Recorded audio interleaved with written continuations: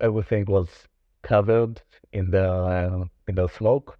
I immediately realized we got hit, and because of the fire extinguishers, we couldn't. I just couldn't breathe. So I immediately started looking to open the doors of the tank so that some air will come in and we will be able to breathe. That's when I realized something did happen to me, because when I was trying to open the door, I realized it doesn't matter how hard I'm trying, three of my fingers aren't working. I can't move them. Heroes of Israel 24. Welcome back to another episode. I'm Devir Fisher. I'm a combat medic in the 551 Brigade. I was wounded in Bet Hanun in November 2023 by a sniper in the neck and miraculously was not hurt too badly. Now, during my recovery, I took it upon myself to interview the people behind the stories and the injuries. Today, I'm interviewing Saar Horvitz. Hey, Saar. Hi, how are you? I'm well. Okay, so yeah, I'm Saar. I'm 22 years old. When the war began, I was at the last month of my military service. I was serving in Shirion, the Armored Corps, Unit 7. My role in the tank was the gunner. I'm the oldest brother in my family. We're four brothers. In addition to my brothers, I also have two dogs and two cats. Thinking about learning computer science when I finish the rehabilitation. I like to play the guitar. I like to swim, to travel. Unfortunately, now, because of the injury, I'm not able to play the guitar. And I did a pre-military program. It's called Mechina. And I did it in Shlomi, which is in the north. And it was like super close to where my injury had occurred. In order to be a little diverse in the podcast, I decided that after bringing my personal story from Gaza, this time we have Saar, who was injured in the north border next to Lebanon. Tell me about your service. What did you do with the day to day? What was the last normal thing you remember? I mean, it was mostly take care of the tanks. That's most of what we do. And actually, what I like the most about my service is that when we were placed in Lebanon, I actually was placed in Lebanon two times in my service. The other time was a year and a half ago at Mount Dov. Yeah, what I remember for the full of it actually is after we found the courage to wake up at 5:30 every morning. We were making coffee, and I was looking on the mountain, on everything that's beneath the mountain, because I was on top of the mountain. Sometimes you can even see the clouds beneath you. That's amazing. And I was thinking, wow, that is so beautiful. That I mean, that's maybe it was worth to wake up so early. I mean, there was also the fact that I have to do it, but at least I can enjoy it as well. Me and Saar, we know each other through a foundation called Brothers for Life. We were on a delegation to Melbourne in Australia together. And the foundation is a foundation for combat soldiers who have been injured in active duty. You know, we both have, and the whole foundation have. And it's a really, really good home and a really hugging and supporting community. Brothers for Life. So me and Sal were on the delegation together in Australia, and it was really, really fun and very important as well, because we got to share our stories in the Jewish community in Melbourne as well. So, Sar, how was October 7th for you? Where were you?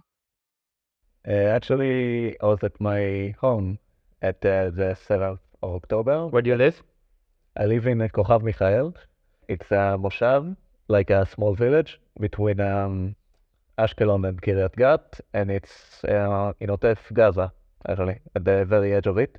I actually woke up this morning to the sound of the sirens and the rockets there, and we're pretty used to it. We went to the safe house. As I said, we're pretty used to it. So my father turned on the TV to see the news, and they're starting to report. They don't really have an idea what's happening. They're mostly talking about that they're shooting rockets.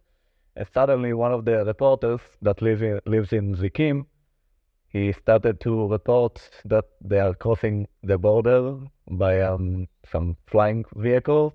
I couldn't believe what I hear. I was shocked, and there were no reports about this. And then I received, a few minutes later, I received a video of a vehicle in the road, and the terrorists are shooting everywhere. And I was shocked. I was completely shocked. And your sister was in an interesting place, even southern of you? Yeah, when I realized there are actually terrorists that are crossing the border, we live close to the border, but not that close, so we knew that we had time to prepare. But my sister was staying at her boyfriend's house at Nativa Saar, which is like right after the border. Like the edge of the village is the wall that is Exactly. between Gaza and Israel. So I realized the terrorists are there, like 100%, and we started, my parents started realizing that, and it's such an awful feeling that you don't know what to do. You can't really do anything about it, just to hope that she'll be alive. So we contacted her, and she answered that she is in the safe house, and her boyfriend is also a soldier, so he had his own weapon. So his father is in the emergency squad of the Nativa Sara. So they both had weapons, and they were staying at the safe house. She was there for a little spoiler. She's alive and well, and she stayed there for like between 10 to 12 hours, and they were waiting with the weapon aiming at the door in case someone will come. And terrorists actually did come to Ntivasa, right? Yeah, they were there. It's an insane luck. I can't even express how was it possible, but the terrorists I don't even know why. They came until one house near them, and then they decided to leave or to go to other houses, but not to their house. That was a few hours later when we heard from her that the emergency squad has reached them and also the military. So at that moment, they were still there for a couple more hours, but I knew that they are safe. So you heard about your sister. Eventually, she's fine. And did you get called up? Yeah, I think it was like at 8 a.m. when my commander called me and told me we need to go to where we're placed, which is actually in the north. So I need to go to Beersheba. I need to go south because that's where the bus is going to come out from. And I told him, "Are you nuts? I'm not leaving the house. I don't know if I have terrorists outside of my home. For sure, I'm not going south right now." He thought I was trying to avoid of this call because in the north side of the country it took them a few more hours to actually realize what happened. So after he realized, he called me and just said, when I'll be available, I'll come. So and I said, yeah, for sure. So yeah, after I realized my sister is safe, I was starting to look for a way to go to back to my tank in the north. And from one of the commanders for my squad, he was also living in the south. So I called him and I took a ride with him back to the north. So right after the attack of Hamas at the south, everyone in Israel thought that the Hezbollah special forces, Radwan force, are gonna come and try to do the same in the north part of Israel. So while sending a lot of troops down south for the battles, they also sent a lot of troops up north to prevent those raids of happening. And you were in those forces, which leads us to the injury itself, because you were injured, some may say, early in the war. But what did you do before? What was the defensive line like? Yeah, so the Lebanon border, every soldier that has ever been there knows that is a very quiet border, but it's a misleading quiet because things are always happening, and you have to be prepared for them. But it's very rare that you will get to operation with something when you actually need to shoot or to take action. You're mostly prepared for it most of the time, so that was what it was like before. We were placed there. We were preparing in case something will happen. We learned about the border and all the things that are happening in our area. And after it was started, I knew that maybe I'm really going to use what I learned. We fought for 8 days. Did you have any clashes with Hezbollah? Yeah, it's like every 2 days on average, they try to attack around the evening hours. Attacking is raiding or just shooting rockets? Or both? They were trying to cross the borders a few times. Actually, the first day it was the jihad was trying this. The Islamic Jihad? Yeah, it was very rare. I had to actually use the power of the tank, and I was shooting obviously inside of Lebanon. There was one day they tried to, then it was Hezbollah. They actually tried to cross the border. They shoot missiles straight at the defense border. We were outside the tank at that time, but we were near him, and we suddenly see some huge explosion. A second after, the sound shock came to us. It was so strong, so we ran straight inside the tank, and we got an order to just start shooting and getting down the target. Sometimes we didn't even know where we shoot. It was just to shoot towards Lebanon to prevent them from crossing. A few hours later, when the sun has set, there was so much fire, and it lasted maybe the whole night.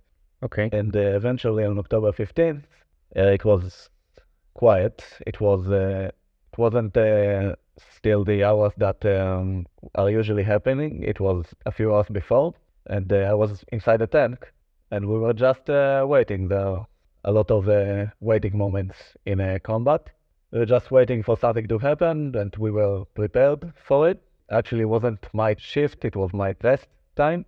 So you're in the tank, resting, not listening to the radio, not looking outside. It's not your turn. You're just resting, using your time. And then suddenly you just feel an explosion.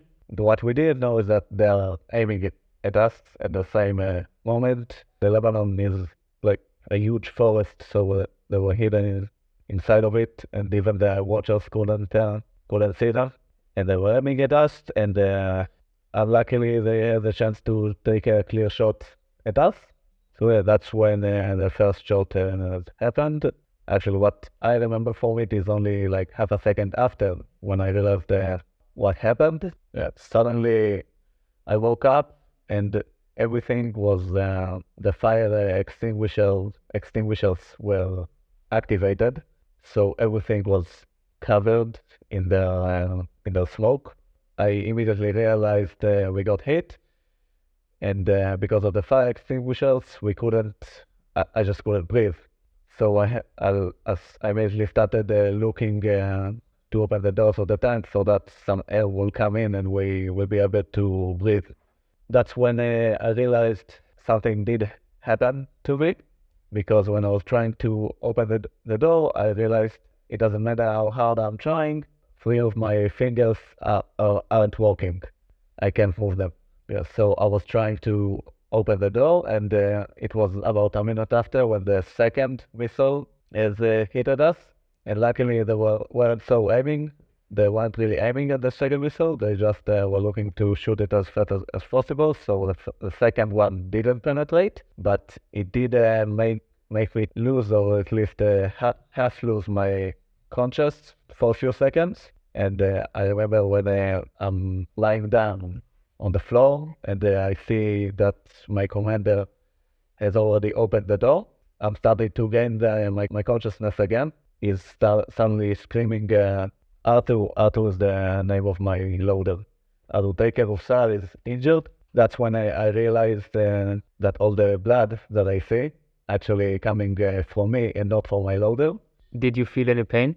99.9% of the injuries from the first missile, but I didn't feel any pain until like 2 minutes after, when I realized I'm the one who got injured the most badly. And after my loader started taking care of me, he put tourniquet on my thigh. That's where most of the blood came out. I don't really remember what pain it was, but I just know that remember the thoughts that are going through my head that are like, okay, you have two options now. The one is like the one that I thought about is either you just give up and lie down and it will be over, or the second option is you try to stay awake as much as you can and you suffer this pain and for about let's say 40 more minutes, and after this you'll have your whole life ahead of you. Yeah, it's something that I really connect, because the pain you feel is something that you can't really explain. I felt like I'm just drowning in the pain because it's like something you never experienced, and it's something you can't even like explain because it's so painful. Yeah, exactly.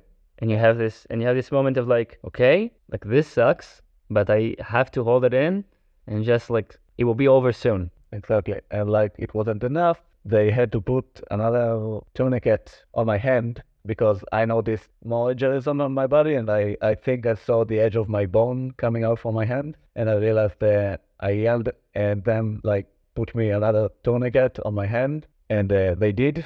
And like if this wasn't enough, the door of the tank, it was stuck, and they couldn't open it and rescue me.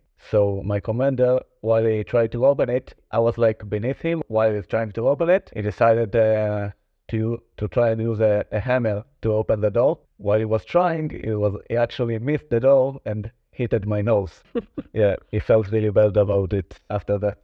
And how did the evacuation took place? They were thinking what to do, and they saw that the door or the tank is not opening, so we decided to do something that we haven't really, even though we practiced evacuation dozens of times, we decided to do something that we haven't learned because we had no choice. So they saw that I'm still unconscious, and they told me half of your body is still functioning. You think you can get out of the upper door of the tank, which is like a 2.5 meter climb. And I said, yes, just pull me from my right side of the body. So my loader was taking my hand, and my commander was pushing me from my leg, and I was pulling myself out of the upper door. After I got out, they slid me from the roof of the tank straight into the hands of the reservoirs. Where we were placed it was close to the base of the reservoirs, so they took me for like 15 meters. Then a combat medic saw me, a combat doctor actually. He checked what he can do. He checked the tourniquets that they are, if my loader put it well. And did he? Yeah, he did. He showed no mercy to me about this. After that, they told me that they already told the helicopter to come and pick me up. The commander of the area decided to, because the ambulance was already there, to take me in an ambulance because the roads were open, and the area hospital is very close, which actually was the correct choice. It saved a couple more minutes that were crucial for me, that I was the most urgent case, and two more others that were also urgent. How did your family receive the news of you getting hurt and getting in the hospital? It was a very bad experience for them because they couldn't recognize me in the hospital. It took them a few hours. The injury happened, the event happened about 3:15 p.m. And on 6 p.m., my mother noticed that something is wrong. She even sent me a message, and there was no answer. On 8 p.m., my parents got notified that there is an officer at the entrance to the moshav, and they don't let him in until he'll tell what he came for. When they met him, he told them that something had happened to me, and they need to go right now to Nahariya. There's a taxi waiting for them, and it was a very unpleasant 3 hours drive, because again, we live in the south. It took some time. And during this whole time, my father is like on the phone with the doctor and the officer in the hospital, trying to realize what is the state that I'm in. Is it good? Is it bad? He just needs to know. My family has the same thing. I was treated in Barzilai, which is in Ashkelon, and it's also 2 hours ride from Jerusalem. And my dad and my mom also did not know what happened to me. They just knew that I'm severely injured, and that's it, which could mean anything. The officer that took them didn't know what happened, but they knew, something urgent has happened. So my mom told me that because the way she saw the officers are behaving so like rushing, she thought they were like coming to say goodbye and like gonna come sign the papers for the organ donations. Eventually, they got to the hospital. My whole family eventually came to the hospital. I think they all reached out in about 2 a.m. when they finally all of them had reached out. Your brother came from Eilat, which is My like brother, the southern part in Israel. yeah, he took a taxi and he crossed Israel in a taxi at that day exactly.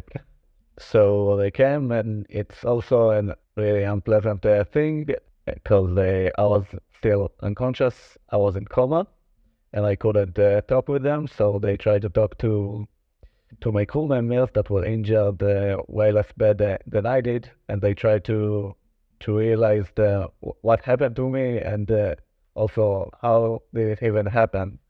Were we not careful enough, or what led to it? When did you wake up eventually? So I woke up, but the thing, when I woke up, I didn't even know if I'm really waking up because I was in a very low amount of consciousness when I was in coma, and I heard that people are talking to me, but I couldn't answer. I also imagined a few times that I am waking up, but I realized it's not true. So when I woke up, I decided okay, I have to wake up for real right now. And I opened my eyes. They saw that I'm up, and they were trying to take care of me. And I wasn't sure again what is really happening. And I'm like holding my eyes open, like there's no chance I'm going back to sleep. I have to know that I woke up for sure. When was it? My injury happened on Sunday, and I thought it was like Sunday evening, but actually it was Tuesday afternoon, like 2.5 days. So what was the injury and how does it limit you now? Many things. The most crucial one is that there were a few large sharp pieces in my leg, and one of them had teared up my main artery. In the leg. Yeah, in the leg. The femoral artery over here? Yeah, exactly. There's a very nice scar in there now. The second crucial one was that I didn't even know that, but my lungs were shocked by the explosion, and then they shrank. So it caused a situation they had to take out the air that was going to my body without even going through my lungs. So I was like a bubble earth inside my body. It's just super dangerous. Also had on my hip sharpener, again, just a dangerous place. I mean, the most complicated one is that one of the sharpener had went through my arm, and it took the edge of my radius bone in my hand, and basically crushed my whole elbow. When I lost conscious and the ambulance on the way to the hospital, I thought I'll wake up without my hand. When I woke up, I saw that there's an X fix attached to it, which is something that they put on your hand when the bone is crushed. But I saw that the hand is still there, so I said, okay, I didn't lose as much as I thought. So now, 5.5 months after the injury, you're doing rehab in Sheba Hospital. What do you do in the rehab, like at the everyday in the last 5.5 months? For the first 2 months, I was at the hospital. I was sleeping there every day. For the first month, I wasn't able to move by my own, to get out of bed by my own, and that was like the most crucial months, the hardest, we can say, because I couldn't move, do anything by my own. I had company with me all the time. My parents with me 24/7. They helped me with everything I needed, and also make sure that the doctors are taking care of me as much as I need. How does it feel to be 22 and have to be so reliable on people? Like you can't even get out of bed alone. That's very frustrating. Because you're a normal person. You're 22. Yeah. You're used to doing everything you want to do by yourself, even it's, going on a walk or just going to the bathroom, and then suddenly you just can't. Yeah, I'm also a very independent person. I'm not used to ask people to do things for me. I was very proud of the fact that I'm not familiar with hospitals. I mean, even in my military service, I saw like a doctor maybe one time. Because you're healthy. Yeah, and suddenly I became very familiar with hospitals, and I felt like I don't belong there. I'm not supposed to not be able to move at such a young age.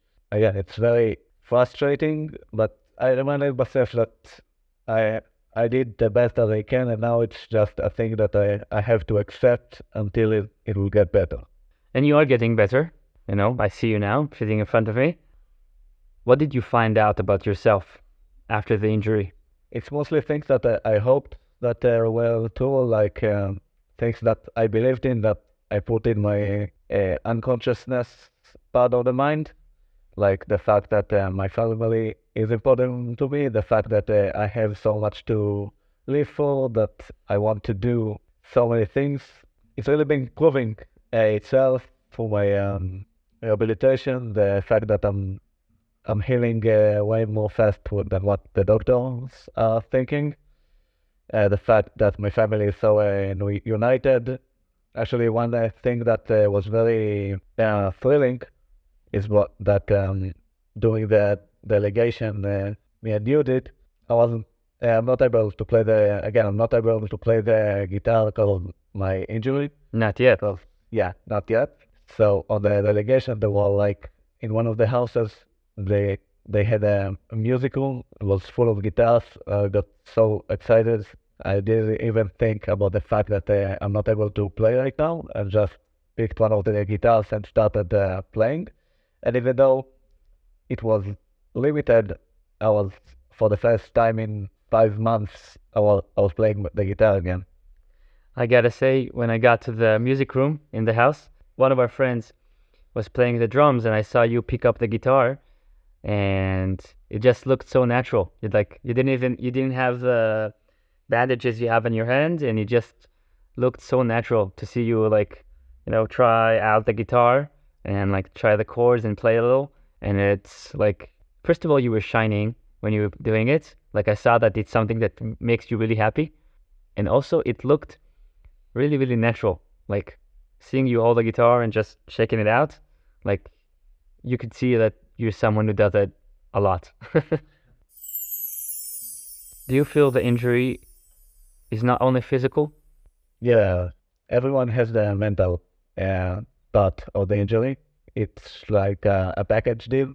Everyone experiences it differently, let's say. But again, when I was at the hospital, at the rehabilitation department, חוזרים בחיים, coming back to life, what really makes you feel better is that you see that you're not alone, that people are experiencing the same thing. It's hard for everyone. Everyone has some mental problems related to what he had been through, whether it's the fact that you have to accept the fact that you are disabled, and also to accept the fact that there are things that you can't still do, or that it's hard to sleep at night. So being with people that are going through this together actually makes you sleep better. Because you don't feel alone. Exactly. Yeah. What helps you get through everything?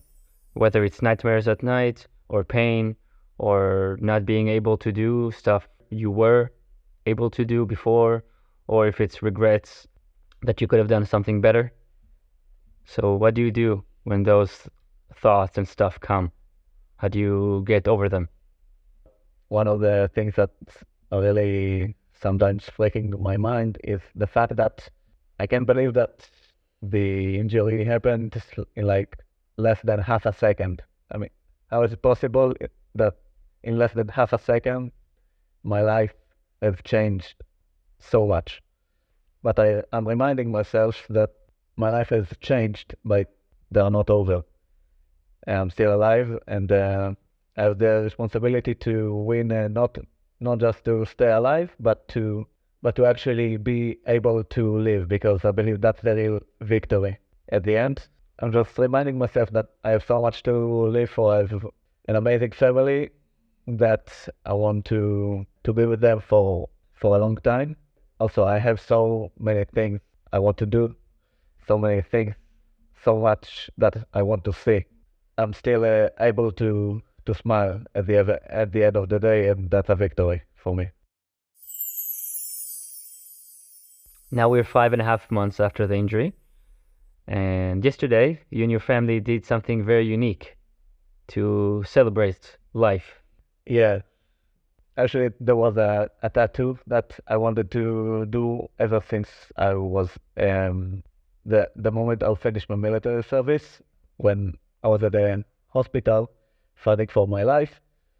And my sister told my mother that she knows that I'll get out of it at the end. She knows that I'm strong and that I'll get the tattoo that I always wanted to do.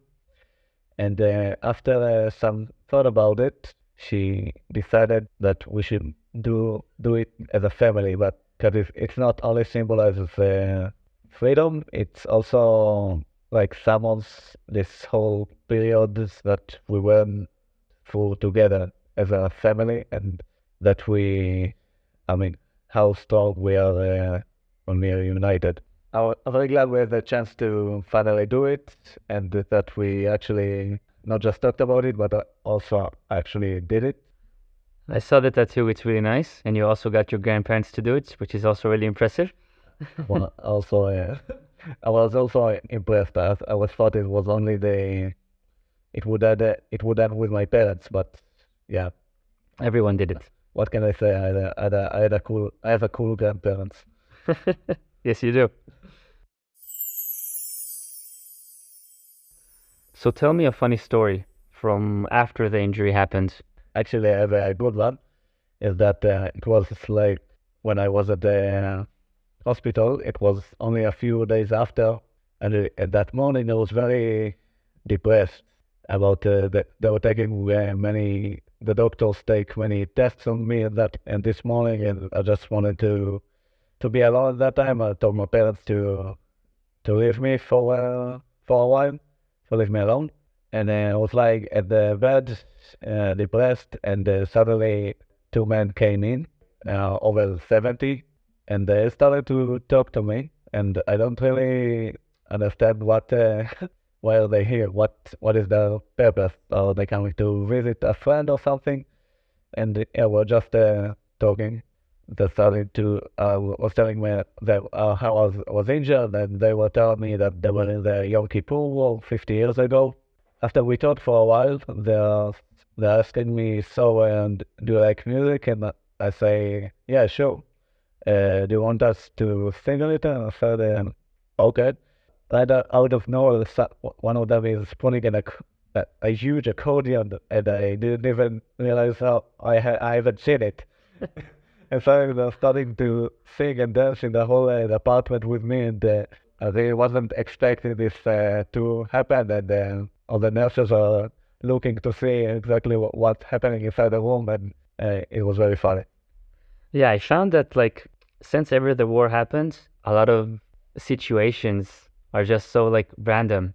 Like you could find yourself in so many random situations when you be like, this is reality now. I am playing an accordion with two 70-year-old people, or I don't know, finding yourself in Australia or Mexico, or just you find yourself just in so funny and just random situations. Exactly. When I finished my military service, I was injured 1 month before the end. I finished it in the hospital. We did like a small celebration with my parents and all the people in the department. You got your card and everything? Yeah, I cutted my card. I was thinking, wow, I mean, this situation, I would really never guessed this is how I will end my military service. At least you did. Yeah. What's the first thing you'll do when you get out and recover? And how would you define getting back to normal life?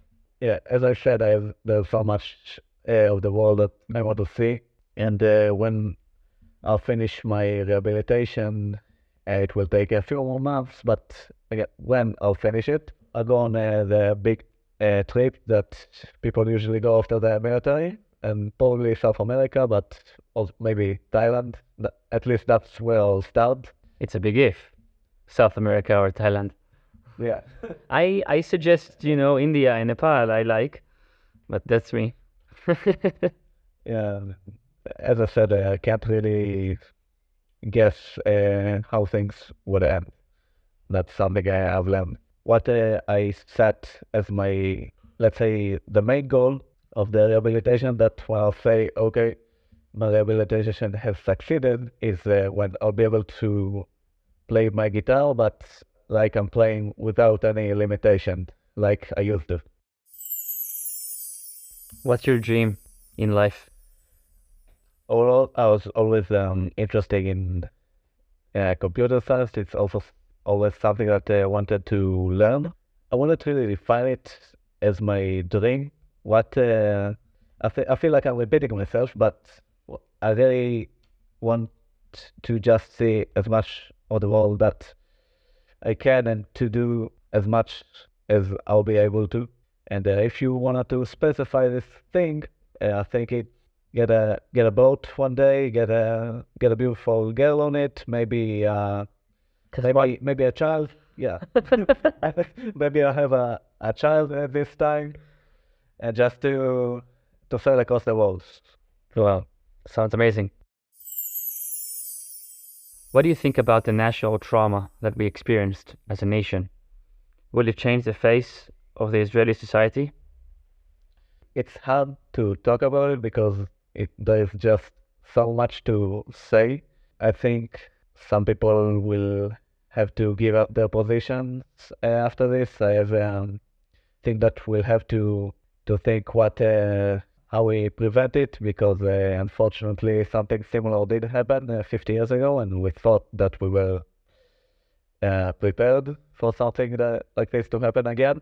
And I also hope that we'll stay as united as we are right now, and we'll forget about the silly things that we thought about before the war.